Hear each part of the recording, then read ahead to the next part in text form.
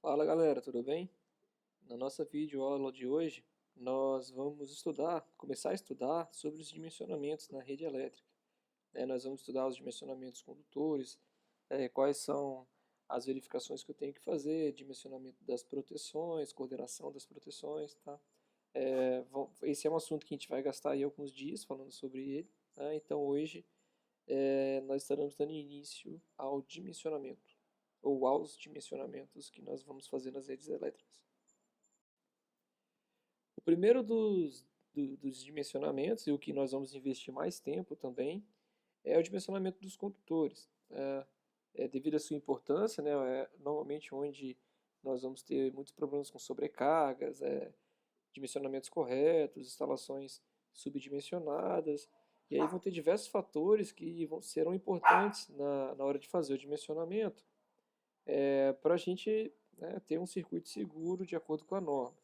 Tá? Alguns fatores estão listados aqui, tá? Que são, por exemplo, a tensão nominal, a frequência nominal do circuito, a potência nominal, o fator de potência da carga, o tipo de sistema, se ele é monofásico, bifásico ou trifásico, a maneira de instalação dos condutores, se ele vai ficar em eletroduto, se ele vai ser um condutor aéreo, se ele está enterrado no solo, as condições do ambiente, né, temperatura, por exemplo, que vai influenciar bastante, o comprimento do circuito, tá? Quantos metros tem o circuito e a corrente de curto-circuito, né, de acordo com as impedâncias que nós vamos ter no circuito.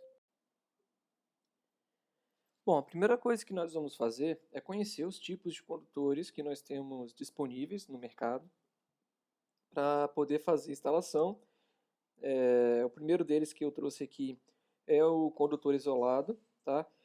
O condutor isolado ele pode ser do tipo fio, que é esse que está aqui à direita, né? Ele é um fio rígido, é tipo um arame, tá? Com um condutor, com um isolante no seu redor, né? Ou ele pode ser o tipo cabo, tá? Antigamente, o tipo fio era o mais utilizado em instalações elétricas, tá? Só que ele tem um problema, né, que é devido à rigidez dele, ele dificulta muito a passagem pelos eletrodutos para fazer as curvas e na hora de colocar os interruptores e tomadas também na sua acomodação dentro da caixinha que fica ali o interruptor e a tomada. Atualmente, só é utilizado os fios rígidos, né, para bitolas maiores, tá? Quando é utilizado, né? Normalmente é utilizado só apenas o cabo, né? Ele é feito com esse trançamento aqui, com isolante no entorno, e ele é bem mais flexível, facilita bastante a passagem pelos eletrodutos e a acomodação dentro dessas caixinhas que eu comentei. Bom, além do condutor tipo cabo, nós também temos o cabo, né, propriamente dito, unipolar e monopolar, tá? A diferença é que o cabo, ele tem o condutor lá no entorno, o isolante, e ele tem também uma capa de proteção, tá? Normalmente de PVC, tá? Que está no entorno dele para realizar o trabalho de proteção mecânica, né? Então, nós temos o isolante elétrico no entorno e nós temos ainda uma capa para fazer a proteção mecânica, né? A mesma coisa para o cabo é, multipolar, tá? Tem monopolar, aqui também do lado tem o tripolar, né? Então o que a gente chama de multipolar, ele é multi, né? Vários polos. Então nós vamos ter nesse tipo de cabo, né, sempre a capa de proteção. É muito utilizado para em situações onde o condutor vai ficar exposto, né, e aí você tem um cabo lá de proteção para evitar que o isolante seja rompido. Nós vamos ter também o tipo cordão, que é muito utilizado para fazer extensão, né? É, podem ter dois, normalmente dois ou três cabos, né? Eles podem ser paralelos, como aqui na direita, né? Está arrumado paralelamente um com o outro, ou eles podem ser do tipo trançado, como esse aqui da esquerda. Eles são cabos de bitola pequena, né? Normalmente de 1,5, 2,5, 4 milímetros quadrados, tá? E, né, como eu falei no começo, muito utilizado para fazer extensões. Nós temos também a cordoalha, que é um conjunto de fios metálicos, né? Elas normalmente podem ser assim, né? Tipo feito com alumínio, é muito utilizada para condutores aéreos, ou normalmente de cobre, né, menores, muito utilizada para fazer aterramento, tá? Além do condutor aéreo, né, a cordoalha que eu citei antes, também para fazer malhas de aterramento, né? Quando você cava a terra, produz lá uma malha para poder fazer aterramento de para-raio, ou normalmente malha de terra para sistemas que precisam, ah, ou porque a terra do local não tem uma resistência adequada, né? Ou sistemas que precisam de ter uma referência muito bem, como por exemplo em telefonia, muito bem feita, né? Nós temos também o cabo multiplexado, né? Feito por dois ou mais condutores isolados, é, dispostos em formato helicoidal. É muito comum, né? Os condutores, nós temos adicionados aos condutores isolados também o condutor neutro, que por várias vezes ele é sem cobertura, tá? Sem isolante, tá? E no caso de um cabo multiplexado, ele não tem aquela cobertura externa do cabo multipolar que nós vimos lá no começo, né? Por isso que ele não é um multipolar, ele é um multiplexado.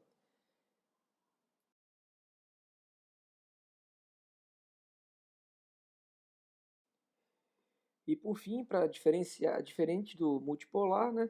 Multiplexado, perdão, nós vamos ter o cabo chamado pré-reunido. Lá no multiplexado, a gente tem, às vezes, o neutro passando, fazendo ele helicoidal junto com os outros condutores, né? Aqui no pré-reunido, nós temos um condutor que, por vezes, funciona como neutro também, né? Mas ele tem uma função de, além de conduzir, também de dar sustentação aos condutores que estão enrolados no seu entorno. Como é feito, por exemplo, na maior parte dos ramais de alimentação das residências, tá? A gente tem aquele condutor no formato de cordoalha agarrado lá num isolador, né, igual eu estou mostrando aqui na setinha, e os outros condutores, as fases aqui, esse aqui é uma entrada de um ramal trifásico, né? Então as três fases aqui emendadas, tá? Atravessando a rua, né? E chegando ali até o ponto de alimentação. Bom, nós podemos classificar também os condutores, né? Primeiro, quanto ao tipo de isolação que é utilizado, né? E aí, instalações elétricas eu separei aqui em dois tipos diferentes, que são os que utilizam polímero termoplástico, que é o PVC, e os que utilizam polímeros termofixos, que é o XLPE e o EPR. Opa, faltou um Rzinho aqui, galera. É, nós Tá? O que vai diferenciar aí um do outro, basicamente, são as temperaturas que eles suportam, né? A temperatura de máxima de regime e a temperatura máxima para corrente de curto-circuito também. E o preço, claro, né? Senão a gente utilizaria sempre do mesmo, né? O XLPE e o PR ele vai ser mais caro que o PVC. Podemos classificá-los também quanto à tensão, tá? Que ele suporta. A gente fala que um cabo é considerado cabo de baixa tensão quando ele foi feito para trabalhar em corrente alternada, tensões menores que 1 kV. A gente fala que ele é um cabo de média tensão quando ele foi feito para trabalhar entre 1 kV e 35 kV. E acima de 35 kV a gente fala que ele é um cabo para alta tensão.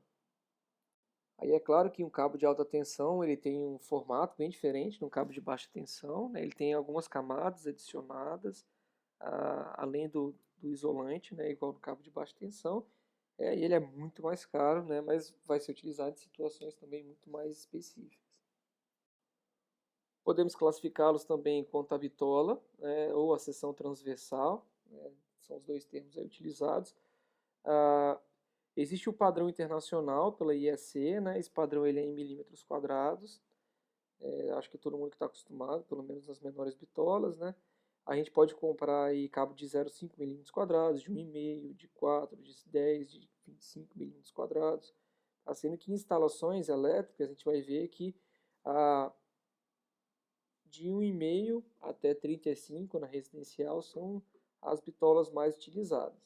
Elas podem ser maior que 500 também, tá? Mas normalmente, quando começa a crescer muito, essas bitolas são feitas por encomendas, né? Não vale a pena o fabricante gastar tanto cobre para imprimir, não, para produzir condutores de bitola tão grande que vão ficar armazenados por muito tempo, né? Muito caro. Então, normalmente funciona a produção por encomenda. Além disso, né, a gente classifica também quanto ao comportamento, né, quando ele é submetido a alguma condição de fogo e incêndio. A gente pode ter a classificação aos condutores chamados propagadores de chama, né, que são aqueles que entram em combustão e mantêm a combustão. Por alguma sobrecarga ele pode pegar fogo e depois o fogo continua mesmo quando não tem a sobrecarga. A gente pode falar que o material é um não propagador de chamas, tá? Quando a chama se auto-extingue, quando cessa a sua causa. Então, por exemplo, um curto aconteceu, começou a pegar fogo no isolante do condutor, aí quando cessou o curto-circuito, esse fogo automaticamente se extingue. A gente fala que é resistente à chama quando o material não se propaga, mesmo no caso de exposição prolongada, né? Então, ele pegou fogo, né? Aí está lá com a chama e essa chama ela não se propaga pelo isolante do fio. Ela vai ficar só no ponto onde ele está exposto, mesmo que seja por um longo período. E a gente fala que é resistente a fogo quando o circuito pode continuar, ou o circuito continua funcionando, né? Ele mantém o funcionamento do circuito mesmo na presença de incêndio. Bom, começando então, propriamente dito, né, o dimensionamento do condutor, vão ter alguns critérios que nós vamos utilizar para poder fazer o dimensionamento correto. O primeiro critério que nós vamos utilizar e começaremos hoje é a capacidade de corrente, que a gente chama também de ampacidade, que é quando a gente verifica o limite de temperatura dos cabos em função da corrente elétrica. Ou seja, né, baseado na corrente do meu circuito, eu vou escolher um cabo que, quando submetido a essa corrente, ele vai elevar a sua temperatura, mas vai ficar dentro do limite permitido para aquele condutor que eu estou utilizando. A gente vai utilizar também o chamado critério de limite de queda de tensão, né? Ou seja, o condutor ele não é ideal, ele tem uma resistência, né? Dependendo do tamanho do meu circuito e da resistência, eu vou ter uma queda de tensão e a gente vai ver que para alguns pedaços da instalação essa queda de tensão ela tem um percentual máximo, né? E a gente vai projetar o cabo para ficar dentro desse limite também. A gente vai ver a escolha da proteção contra a corrente de sobrecarga, né? E vai ver também os critérios de coordenação entre os condutores de proteção. A mesma coisa para a corrente de curto-circuito. E por fim, a gente tem que verificar também se a bitola do condutor que nós encontramos nos cálculos, elas estão dentro do mínimo estipulado pela NBR 5410, que é a norma, né, regulamentadora que trata de instalações de baixa tensão. Lá na norma diz que, por exemplo, circuito de iluminação, a bitola mínima é 1,5 milímetros quadrados e para tomada 2,5. Né? Então a gente tem que, não pode esquecer de verificar essa informação. Bom, o critério de capacidade corrente, então, é o primeiro deles, o mais trabalhoso e não diria o mais importante, né, mas é o que vai balizar a maior parte das escolhas dos condutores. Esse método a gente aplica ao dimensionamento dos condutores fase, né, e depois, baseado no condutor que nós encontramos na fase, a gente vai fazer a seleção do condutor neutro e de proteção. A gente vai ver que até uma certa bitola esses condutores são iguais. Dali para frente ele pode ser diferente dependendo do tipo de instalação, se é trifásico ou monofásico, por exemplo. E o que vai determinar a escolha do cabo, né, a capacidade de corrente dele, é a temperatura máxima de operação do condutor. Então a gente tem essa tabela aqui, determinada pela norma, que em função do tipo de isolamento, dependendo da isolação do cabo, ele fornece aqui as máximas temperaturas. Então, por exemplo, o cabo de PVC, que é o mais barato, ele suporta no máximo uma temperatura de trabalho de 70 graus. Pessoal, isso aqui é a temperatura do condutor, não do ambiente, tá? Não confunda. Em sobrecarga, no máximo 100 graus. E no curto-circuito, o máximo de 160. O que ele considera limite de sobrecarga é o regime de sobrecarga estabelecido para um regime não superior a 100 horas em 12 meses consecutivos, tá? E de modo que não supere 500 horas na sua vida útil total. Ou seja, em 12 meses consecutivos, esse cara não pode ficar em sobrecarga por um tempo maior do que 100 horas nessa temperatura. Então, gerando essa temperatura de 100 graus, né, ele não pode ficar por mais de 100 horas em 12 meses. Né? Essa é a capacidade desse condutor. E o curto-circuito é a temperatura com duração máxima de 5 segundos. Né, o máximo que pode ter de temperatura são 160 graus e no máximo por 5 segundos. Bom, nós teremos para poder dimensionar, né, encontrar lá a capacidade de corrente, nós vamos trabalhar com a capacidade chamada capacidade de condução de corrente, que é o IZ, né, que é a capacidade do cabo. Está relacionado com essa corrente, né, ela leva o condutor a uma temperatura de equilíbrio térmico, que é a temperatura máxima para o serviço. Né? Essa é a corrente, né? A corrente que circula no condutor que faz com que ele fique na temperatura máxima para o isolante dele, né? Temperatura máxima de serviço. Ou seja, um condutor de 2,5 em PVC é porque ele suporta no máximo em serviço 70 graus. Ou seja, aquela corrente vai fazer ele ficar a 70 graus de temperatura de serviço. Beleza? Por isso que é a temperatura que vai determinar a capacidade de corrente do condutor. E aí a gente vai fazer então os cálculos, tá? E para realizar os cálculos vai ter uma sequência que nós vamos seguir, que vai ir de A até J, para poder determinar, chegar à conclusão que aquele condutor, né, serve para o circuito que eu estou projetando. Primeira coisa vai ser consultar a maneira de instalar, né, ou seja, o tipo de instalação, se é um eletroduto aparente, se é embutido em alvenaria, se está embutido, se está entre um espaço de construção, se é no forro, por exemplo. Depois a gente vai analisar a corrente de projeto, que é pela carga que a gente quer alimentar. Aí nós vamos escolher o tipo de condutor, tá? Dependendo do tipo, ele vai suportar uma corrente maior ou menor. A gente vai determinar o número de condutores carregados, vai depender se o circuito é monofásico, bifásico, trifásico. Nós vamos ver o fator de correção de temperatura, tá? Vai depender do ambiente. O fator de correção da resistividade do solo, no caso dos cabos que passam, né, pelo solo.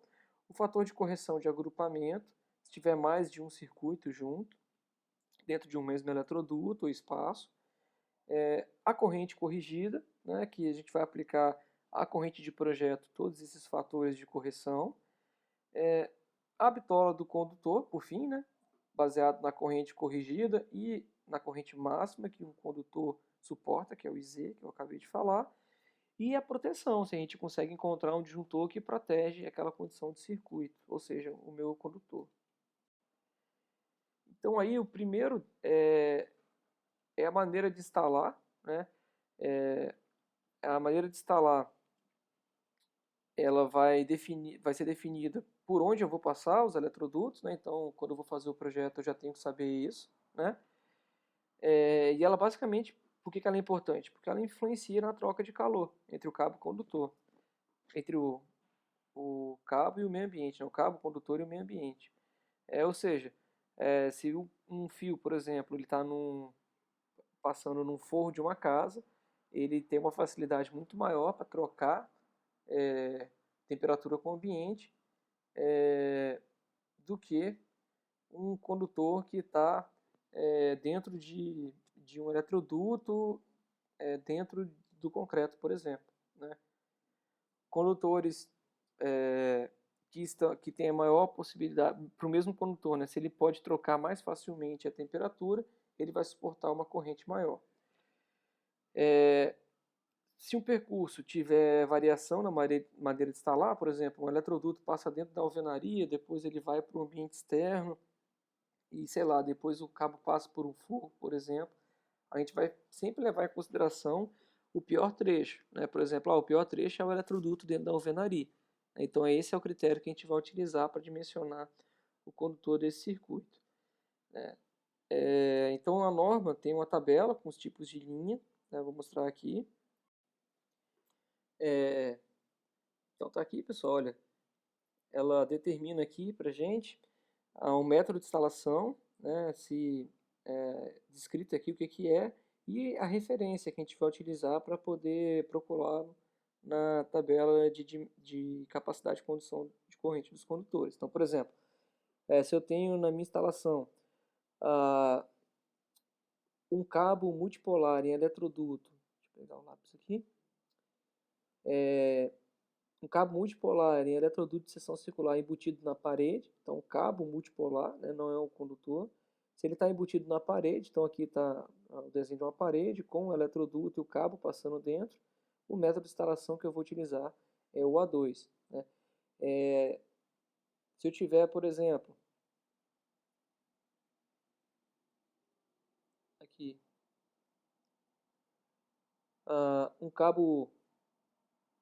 um condutor isolado ou cabos unipolares em eletroduto aparente, o método que eu vou considerar é o B1. Né? Se eu tiver condutores isolados ou cabos unipolares eletroduto aparente de seção não circular, aqui por exemplo, um perfil retangular, também é o B1. Então é uma tabela que tem 73 tipos, né? Aqui está só um pedaço dela, de instalações diferentes, e aí a gente tem que consultar ela para saber qual que é o do nosso circuito que a gente vai utilizar, para poder depois, no próximo passo, conseguir escolher o condutor. Nos próximos passos, escolher o condutor na tabela de capacidade de corrente dos condutores.